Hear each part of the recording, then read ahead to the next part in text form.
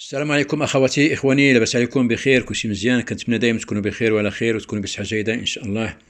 هذا الفيديو اخواني اخواتي بالنسبه لذاك الكلام اللي كان قال السفير الفرنسي على حساب الفيزا بالنسبه للمغاربه، بان ما يبقوا حتى مشاكل في ديك الفيزا، ولكن بعض الملاحظات في ذاك الكلام اللي قالوه السيد هذا.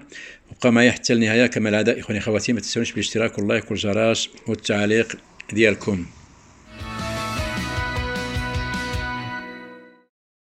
إخواني أخواتي، السفير الفرنسي اللي في المغرب صرح هذه الأيام في واحد الإذاعة اللي هي إذاعة ديال الدوزيم، وقال بأن المشكل ديال الفيزا بالنسبة للمغاربة ما غاديش يبقى داك المشكل اللي كان معقد، وما يبقاش داك الرفض، وما غاديش تبقى حتى شي حاجة. ولهذا أنا بغيت نوضح واحد الكلمة قالها. هذيك الكلمة هي اللي راها باقية فيها شوية ديال الضباب وفيها شوية ديال الشك بالنسبة للتصريح اللي كان قال. على كل حال أنا غادي نقرأ عليكم التصريح ديالو كامل وشنو قال، ولهذا بقاو معايا حتى النهاية إخواني أخواتي، لأن أنا سمعت هذا الخبر ولكن ما جربتش باش نحطو، لأن ما يمكنناش نقول واحد الحاجة وفيها بعض التصريحات اللي هي ما واضحاش.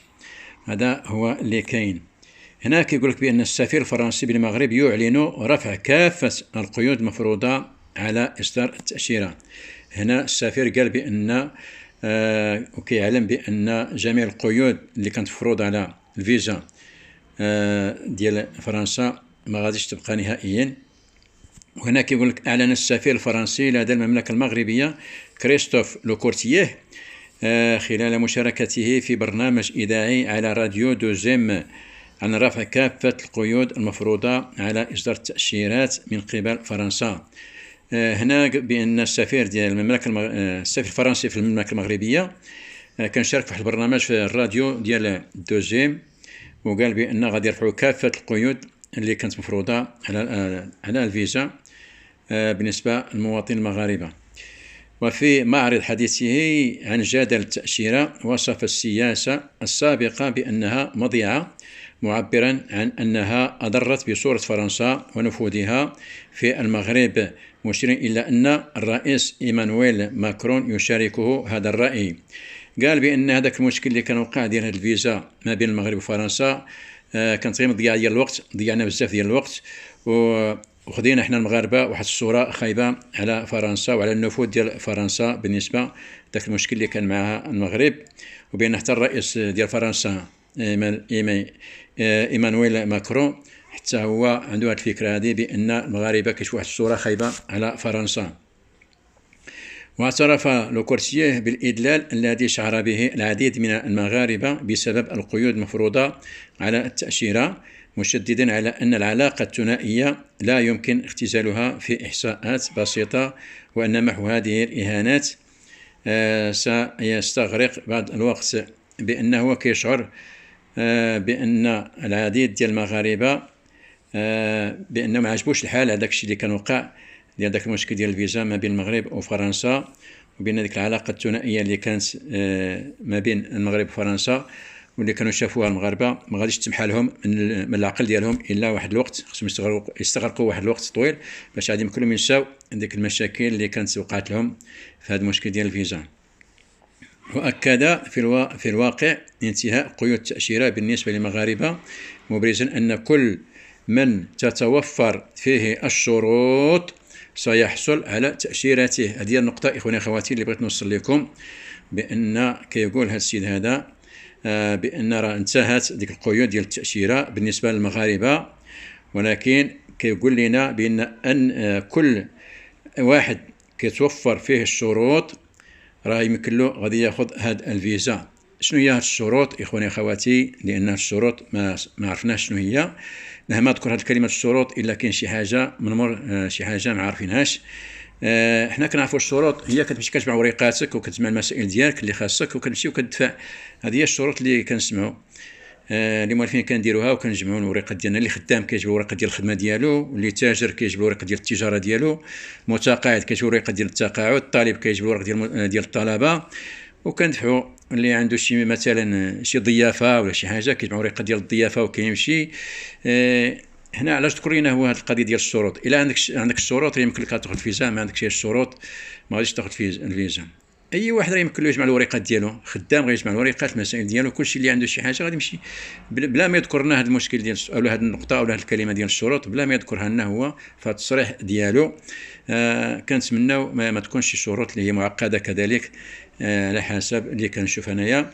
ربما تكون شي شروط، لان في شهر 8 اللي فات 2023 سمعت بان كانت غادي تكون غادي تطبق واحد القوانين جديده بالنسبه للناس اللي بغاو يمشيو لدول السنغال، وغادي يكون واحد التحقيق مع اي واحد اللي غادي يشد الفيزا باش يمشي لدول السنغال كامله ماشي غير فرنسا، بان غادي يكون عندك واحد البحث بان فين غتمشي وعلاش غتمشي وعاد من غتمشي، وغادي يديروا عليك واحد البحث في واحد المكان عندهم في القنصليات. يمكن اجلوه هذا الشيء هذا اجلوه يمكن حتى لاخر 24 او لا 2025. ما كاينش ربما هاد الشروط اللي كيقول هاد السيد هذا، انا ربما غتكون شي حاجه اخرى الله اعلم شنو هي. وهنا تيقول لك بالاضافه الى ذلك افاد ان منح التاشيرات في عام 2023 ارتفع بنسبه 80% مقارنه بالعام السابق، على الرغم من ان معدل الرفض الحالي يبلغ 12.5%، وهو رقم مهم وسط التوترات بين البلدين، بان 2023 تزادت ولاو كيعطيو الناس الفيزات تقريبا واحد 12.5%، وهذا واحد الرقم مهم بالنسبه للناس اللي خداو الفيزات في 2023. وكذلك قال بان هذا الشيء ما غاديش يبقى نهائيا. كنتمناو اخواني اخواتي هذاك التصريح يكون واضح بالنسبه لهذا السفير. حنا مازال ما عرفناش شنو غادي يوقع، ولكن ما عطيناش التاريخ فوقاش غادي يبدا هذا الشيء هذا، وفوقاش غادي يحيدوا هذا المشكل ديال هذه القيود اللي هي على التاشيره على الفيزا. ربما اما في شهر 3 2023 واما في شهر 6 واما ما كنظنش غادي تكون في الاول ديال 2024 اولا في الاخر ديال 2023. ما كنظنش غادي يكون هذا الشيء هذا في هذا الوقت هذا وفي هذا التاريخ هذا، لان ما عطاناش التاريخ وما عطاناش التوقيت بالضبط فوقاش غادي يبدا هذا الشيء هذا. ولهذا كنطلب من جميع الاخوات والاخوه المغاربه اللي بغاو يمشيو يدفعوا ما تجمعوا حتى شي حاجه وما تدفعوا حتى شي حاجه. ربما غادي يرفضوا لكم اولا شي حاجه، خلي حتى نشوفوا فوقاش غادي يبدا هذا القانون اولا هذا التصريح اللي تصرح به هذا السفير هذا. وكذلك كاين واحد الخبر اللي هو بان ما غاديش يبقى اخواني اخواتي هذوك السمساره ديال الرانديفويات، راه غادي يولي كلشي عندكم في الانترنت في ديوركم، ما تبقاوش تدوا الرانديفو كما العاده. كاين اللي تيقول لك بان في اخر هذا الشهر هذا اللي هو شهر 11، وكاين اللي تيقول لك حتى اخر 2023 هذا غادي يكون هادشي اولا في الاول ديال 2024. ولهذا ان شاء الله غتكون الامور ربما غتكون مزيانه، ما يبقاش دوك السمساره وما يبقاش دوك المشاكل ديال الرانديفويات وديال خلص ما تخلص، لان بزاف ديال الناس مساكن مشاو ضحيه وخلصوا بزاف ديال الفلوس وفي الاخر رفضوا لهم الفيزا ديالهم ومشى كل شيء ما كاين حتى شي حاجه. ولهذا هذا الخبر راه مزيان بالنسبه للرانديفويات. صبروا شويه وما تسرعوش وما تاخذوش الرانديفو حتى من عند شي سمره حتى شي واحد من عند شي سمسار. ان شاء الله وغادي تزيان الامور بهذه النسبه ديال الفيزا. انا براسي راه باغي ندفع، ولكن راني كنستنى وكنتظر ان شاء الله حتى نشوفوا فوقاش غتفتح هذه المسائل كامله ونتهناو من ديك المشاكل كامله ان شاء الله. هذا هو اخواني اخواتي هذا الخبر اللي كاين، وكنتمنى لكم دائما تكونوا بخير وعلى خير، واي حاجه ان شاء الله جديده راه غادي نوصلها لكم في اقرب وقت، لان بزاف ديال الاخوان والاخوات تسرعوا وقالوا بان راه صافي فرنسا فتحات ودارت وهذا وداك الشيء راه كلشي غادي يمشي كلشي غيدير، ولكن راه مازال كاين شي غموض، كاين شي حاجه اللي ما واضحاش وما بايناش مزيان. ما تزربوش وما تسرعوش. هذا هو اخواني اخواتي، والى اللقاء مع السلامه.